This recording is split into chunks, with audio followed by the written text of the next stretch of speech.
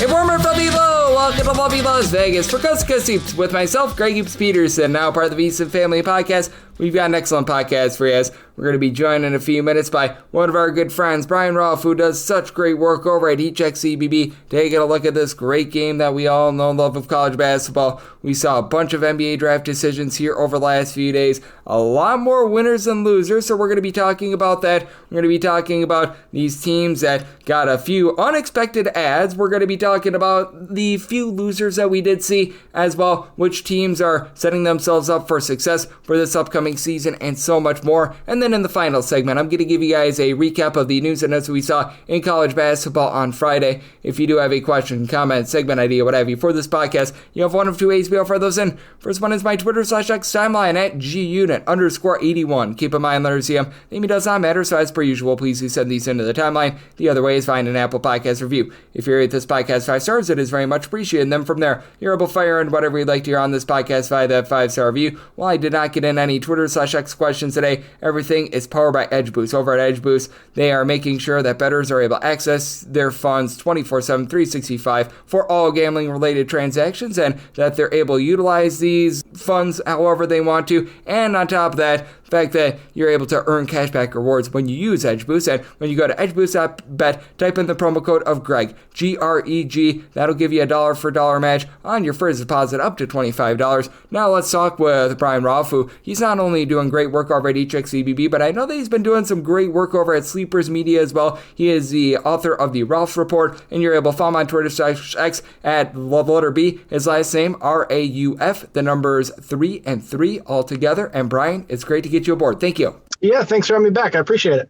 Always appreciate you, Brian. And Brian, over the last few days, we have seen a lot of hoopla in college basketball. The NBA draft decisions have come and gone, and this is something I've talked about on the podcast the last few days, but I think it's worth bringing back up with you. It just feels like over the last 3 or so years, ever since NIL and money really got involved in college basketball, that there's always been many more winners than losers with these decisions, as some of the guys that used to be late first, early second round picks, they just seem to be returning to school more and more. Yeah, many more winners than losers since this has come into place. I tweeted this out on Thursday after the deadline. It was that the biggest winner of the deadline, I think, was college basketball as a whole. A lot of the borderline stars, the guys who are really good college players, are projected to be All-Americans, All-Conference guys next year, that were fringe first or second round picks that maybe 10 years ago were surefire gone to the draft, decided to come back. And we have more talent in college basketball. That's a good thing for the sport as a whole, and especially college basketball fans. Absolutely. And I mean, college basketball as a whole is a big winner, but I think that it's hard to not say that one of the biggest winners of the last 2 weeks is Florida. They get back Ruben Chinyelu, they get back Alex Condon, and they pick up Boogie Fland in the transfer portal after he was in the draft, decided that he was going to come back to school but not go to Arkansas. How do you take a look at Florida for this upcoming season, as they're looking to go back-to-back, and I really do feel like they should be a top 5 team when it comes to the preseason polls? Yeah, I wouldn't be surprised to see them there. I think they'll for sure be in the top 10. Right? If they're not top 5, my guess is they're probably 6, 7, or 8, somewhere in that range. There's still the question mark to me of who fills the Elijah Martin role, like who's going to be that 3 guy for them. But they have 2 really good guards now with Boogie Fland and Xavier Lee. I think Boogie Fland is somebody who can be a superstar as a sophomore, can be an All-American caliber player. Pair that with the whole front court that came back from last season, and it was the best front court in the country last year, expected to be the best front court in the country again this year. That's a top 5 team. That's a top 10 team in my mind. There are questions that have to be answered, certainly, but with what we have right now, it's hard to not be excited about what the Gators can do.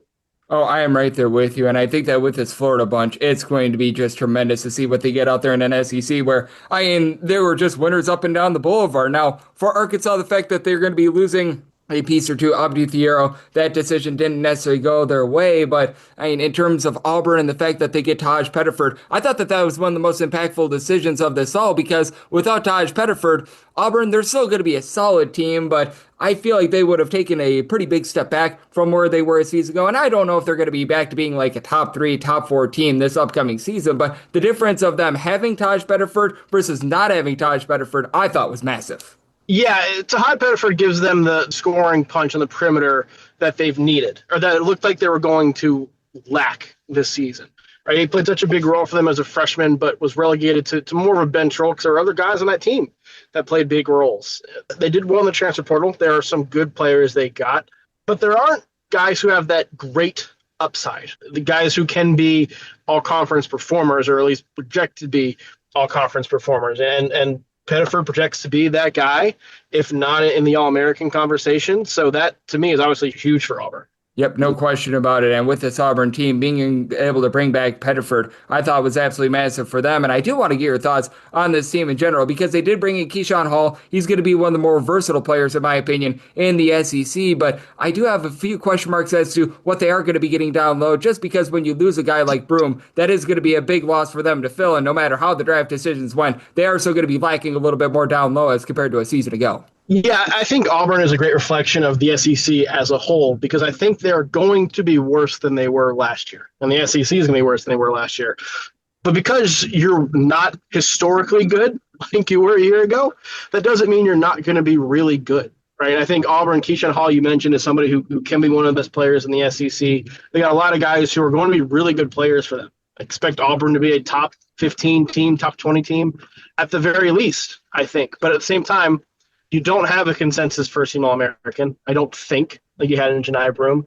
You don't have the myriad of veteran leadership you had last year. You have a bunch of guys who are experienced, but not guys who have spent 2 years essentially playing together and winning the SEC in both of those years. They're going to be a good team, but they are going to take a step back because I don't know if they're going to be the number one team in the country for 3 months. Yeah, no question about it. And I do think that it's going to be a lot of fun to see what we get on that front with the SEC as a whole, because I think that you said it so well. The SEC probably not going to get 13 teams in the NCAA tournament. That doesn't mean that the SEC is all of a sudden going to be what the ACC was last year as well. Joining me on the show, we do have our good friend Brian Rauf, who does such great work over at Heat Check CBB, joining me right here on Coast to Coast Hoops. And I was mentioning it, there's many more winners than losers, but if I am looking at one loser, I would have to say that it's Duke, just because unexpectedly Cedric Coward just absolutely shoots up the NBA draft board. He decides to stay in the NBA draft. Now, I know that they've done a nice job of being able to replace him. They're going to be able to mix and match, and they're still going to be a rock-solid team, but I want to get your thoughts there, just because the rise of what we saw from Cedric Coward going from the D3 level to now potentially being a first-round pick is very unprecedented, and if I'm Duke, I am feeling a little bit salty the fact that you're not going to have quite as much experience as you were thinking you were going to coming into the season. Yeah, obviously you'd rather have a guy who's a first-round pick and maybe might even sneak into the back end of the lottery in Coward. You want him, and I think a lot of teams saw what Duke saw with just the physical tools and the three-point shooting, the athleticism, defensive upside, right? So it stings to lose that because I think Duke felt like they had found somebody who could be a star. Cam Boozer is going to be their best player next season and is going to be their star. But Coward was like going to be, or they thought he could be right there with him. Maybe a 1B if he was a little bit better than number 2. But that would have been as good of a duo perhaps as there would have been in the country, or projected to be up there in that mix. So that part is not great. But you're replacing him with a guy in Dame Sarr who projected first-round pick next year, a guy who really, really, really wanted to be at Duke. That's why his recruitment had so many different twists and turns. It took a little bit longer. He's got professional experience playing for FC Barcelona overseas, and he's another guy that the Duke staff is over the moon excited about what he can be. And so if his development speeds up a little bit, because that's the question with Sarr, right, is he ready to play a huge impact right now? He has the tools to be that probably in a couple of years. What is he right now? If Duke can speed up that development and get him to be a high-level contributor this season, which I think they think he can be, I don't know if they're going to feel it too much. Yeah, no question about it. I think that Duke is going to be one of those interesting case studies, and I'm going to be very fascinated to see what happens with them moving forward, as we do have Brian Rauf of Heat Check CBB joining me right here on Coast to Coast Hoops. And this is another one that I thought was very impactful, and I do want to make this a little bit more, shall we say, broad with this as well, in terms of the NBA draft decisions that we saw over the last few days. And this goes back a little bit closer to a week, but I felt like the team with the most gain/lose, I guess you call it, most spots that they would be moving up/down with regards to that decision was actually Mississippi State with Joshua Hubbard, because I felt like without Joshua Hubbard, I didn't know where Mississippi State was going to be. Are they going to be like a top 10 team? Probably not, but with Joshua Hubbard in the mix, I know that they're going to be rock solid. They're going to be good out there in the SEC. I want to get your thoughts, for one, on Joshua Hubbard coming back, and two, which team you thought had the biggest, shall we say, sway with one or two players with regards to their decision?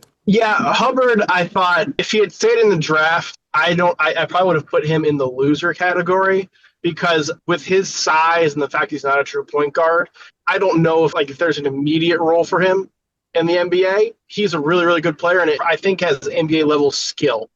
But if he's going to make it, I think it's going to be a winding road for him to get there.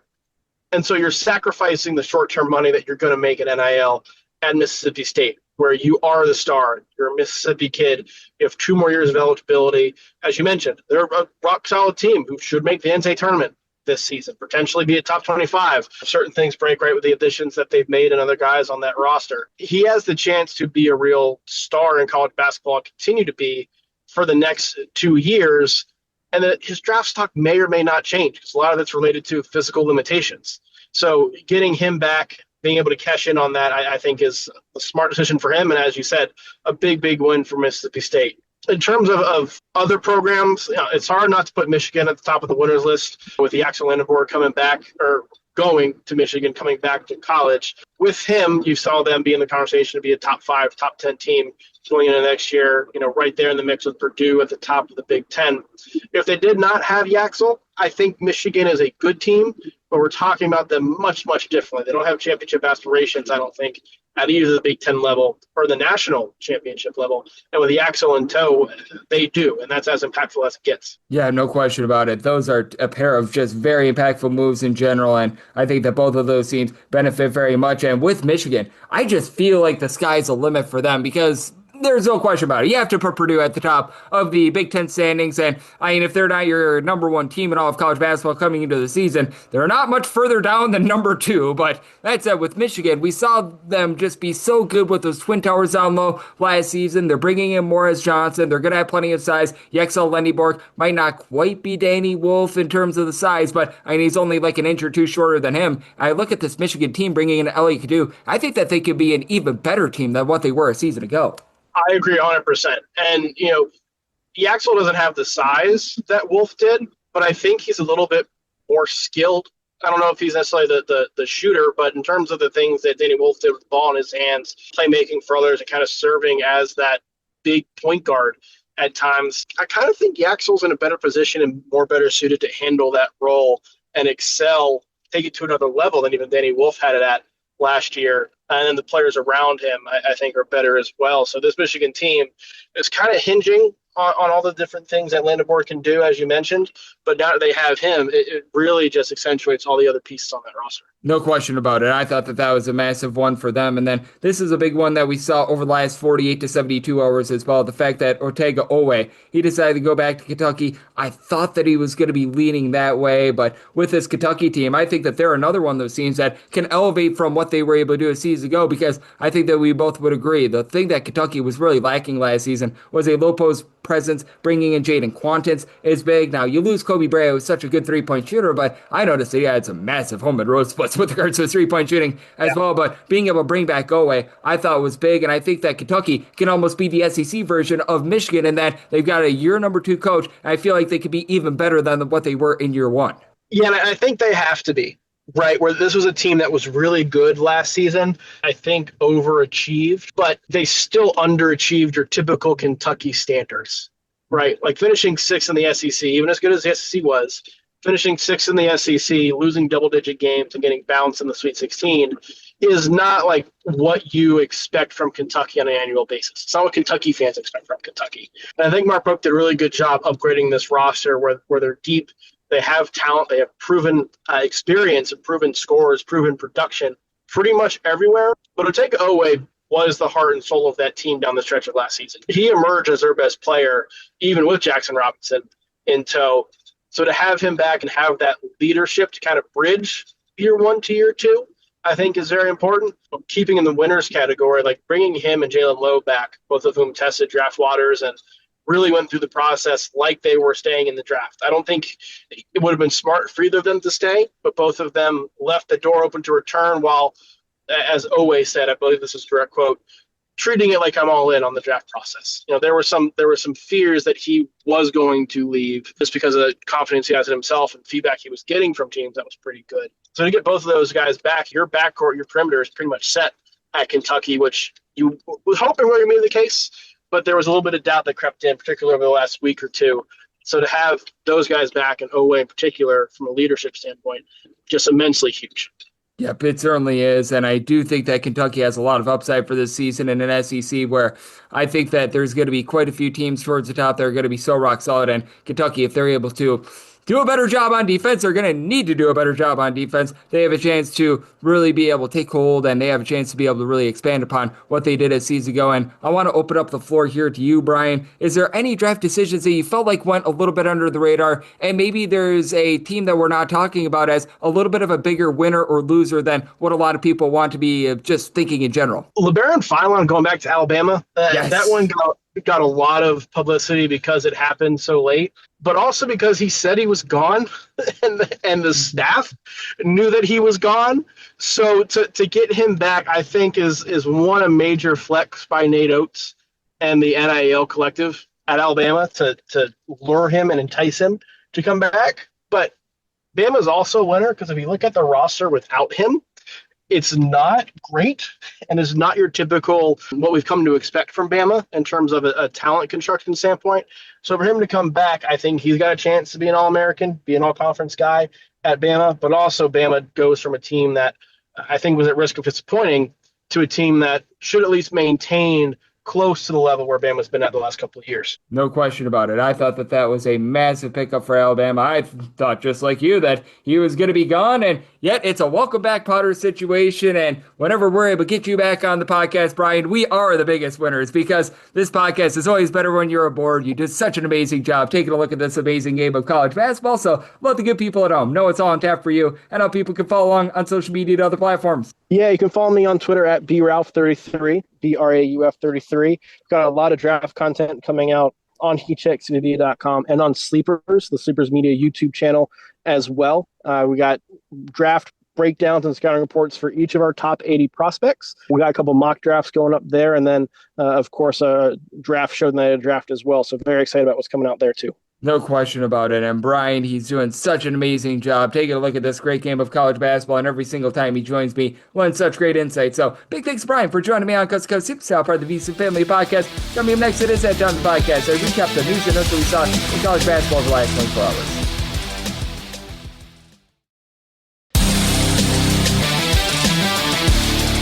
And we're back here in lovely Las Vegas for Coast to Coast Hoops with myself, Greg Hoops Peterson, now part of the VC Family Podcast. Always great to be joined by Brian Rauf, who does such great work over at HXCBB, taking a look at this great game that we all know and love of college basketball. Every single time he joins me, he lends such amazing insights, did so once again today. So big thanks to Brian for joining me in the last segment. Now it is that time of the podcast. I give you a recap of the news and notes we saw in college basketball on Friday. You saw Davis Bynum. He was over at Cal State Fullerton this past season, decided that he is going to be going to Rider. Now Cal State Fullerton had a really rough season, but Bynum wasn't too bad. 5.5 points, 3 rebounds per game as a 6'9" freshman. Problem was he was limited to 11 games due to injury, so that's a big reason why you got a relatively small sample size out of him. And for Cal State Fullerton, that team was a mess, but he did shoot 37.5% from three-point range. Good pickup for a Rider team that has just had no offense whatsoever over the last few seasons, and quite frankly, last few seasons, Rider hasn't really done anything right whatsoever, so you could use any sort of momentum that they get whatsoever. They do lose quite a bit of that backcourt from a season ago, so they're going to be a team in quite a bit of transition, but this is a good pickup for them, and one of the very few pickups that they've had this offseason as really the lone other guy that they're bringing in. Daniel Hederoff was over at USC Upstate, a little bit of a big man, should be able to give them a bit of something there, so it's been a little bit of a quiet offseason for Rider, and just really the Metro Atlantic in general has had a pretty brutal offseason, so we'll see if they're able to just get a little bit more going there, and this is one that I think is a solid move, as you've got Mr. Casper Sepp heading on over to Cornell. He was over at Valparaiso this last year. Not a guy that was really able to give you a lot of scoring, 3.5 points per contest, but at 6'7", pulled in there 5.5 boards, is able to be a little bit of a facilitator. Now, I don't necessarily know how he's going to be fitting in at Cornell, because with Cornell, they're a very up-tempo team. They're a bunch that they have pretty much everyone out there on the floor being able to pop it and lock it from three-point range. They are a team that does a good job of being able to generate second chance opportunities. They themselves are not a team that does a good job of limiting second chance opportunities, but first up, he took a few threes this last year, shot 32% from three-point range. I trust in Cornell and just this overall system in terms of being able to utilize him to their fullest. John Jacques in season number 1, he was very rock solid for this Cornell unit, being able to continue what Mr. Brian Earl had built over there, and we'll see how that is able to materialize. And for Cornell, beggars can't be choosers with regards to transfers because they have a very difficult time of being able to bring guys in. You've got Jalen Randall, who was over at Southern Indiana last season, averaged 15 points, shot 37.5% from three-point range, heading on over to New Mexico State. Very much needed for New Mexico State. Last year, they were just absolutely awful from three-point range. Defense was very good for New Mexico State. Offense left a whole heck of a lot of something to be desired, and for this New Mexico State program, they're bringing in some relatively solid transfers. They've got Elijah Elliott coming over from Southern Illinois. He's able to give you a little bit of facilitation. Jamel Jones was a double-figure scorer last year over at Cal State Bakersfield. Meet for the Roadrunner. Curry's Mullen is going to be help them out down low. Julius Mims is going to be able to give you a bit down low as well. So New Mexico State, a little bit of a new look team with Wade Jackson and company out of the fold, but I do like the pickups that they've been able to garner, and with Randall, big thing for him, being able to pick it up a little bit more on defense. So he did average about a C&A per contest last season as well. Keenan Garner, he was over at IU Indy this last season. IU Indy had a very late coaching move as they let go of their coach. I am not necessarily why, as Mike Carrasco actually got things online for them. Apparently there was like some bullying or something like that. I'm not going to go too much into it, but they decided to make a coaching change, and Garner ended up being in the transfer portal, and Central Michigan is taking a shot on him as a 6'6" freshman, averaged about 5.5 points, 5 rebounds per contest, and for Central Michigan, they are looking for really just anything to be able to get a bit more offense going, as the defense for Central Michigan over the last few years has been pretty rock solid, but they do lose guys like Jacoby Heedy in the offseason. They had Anthony Pritchard in their backcourt last few seasons. He was able to do a nice job of just being able to dole out the ball in general, so it's going to be a little bit of a transitionary period for them, and for Central Michigan, just not a lot of pickups here in the offseason. Fat Brooks, yes, that is actually his name, P-H-A-T Brooks, is coming in from Michigan, and that's about it. So they are going to need to look to rebuild a little bit more, but that's a step in the right direction for them. And then this is a step in the right direction as well. Brandon Walker, he was rock solid over at Montana State this last season. 14.5 points per contest, right around about 5 boards. He's able to give you a little bit of versatility, but not a guy that's necessarily going to be popping off and just shooting a bunch of threes or anything like that. He's decided that he is going to be going to Mississippi State. Some good news this last week for the Bulldogs, as they also have coming back Joshua Hubbard, who was their top scorer from a season ago for Mississippi State. They've had a relatively good portal haul. Akur, who comes on over from Kansas State, he should be able to help out, and they really got back to the roots with adding in their Quincy Ballard, one of the better low post pieces in the portal, in my opinion. 7-footer over at Wichita State. They bring in their Jaden Epps, was a double-figure scorer over at Georgetown last season. Jabari McGee was a really good three-point shooter over at UAB. So a little bit more of a well-rounded team. I think that for Mississippi State, being able to have all the pieces that they do, they should be back to being a top 25 team. I thought that was a really nice pickup for them, and hopefully this podcast is a nice pickup for your daily listening, as we are locked in with everything that we're seeing in college basketball. And if you do like hearing from this fine podcast, Coast to Coast Hoops, you're able to subscribe wherever your podcasts, Apple Podcasts, Google Play, Spotify, Stitcher, and TuneIn. If you have a question, comment, segment idea, what have you for this podcast, you have one or two ways to be able to fire those in. First one is my Twitter/X timeline at gunit_81. Keep in mind, there's the they mean does not matter, so per usual, please send these into the timeline, and the other way is find an Apple Podcast review. If you rate this podcast 5 stars, it is very much appreciated. And then from there, you're able to fire in whatever you'd like to hear on this podcast via that 5-star review. Big thanks once again to our guy Brian Rauf, who does great work over at HXCBB. He joined me in the last segment, and I'm going to be with you guys every single day on this podcast, regular season and off season. So I'll be back with you once again tomorrow. Thank you. For the ones who get it done, the most important part is the one you need now. And the best partner is the one who can deliver. That's why millions of maintenance and repair pros trust Grainger, because we have professional-grade supplies for every industry, even hard-to-find products. And we have same-day pickup and next-day delivery on most orders. But most importantly, we have an unwavering commitment to help keep you up and running. Call, click Grainger.com, or just stop by. Grainger, for the ones who get it done.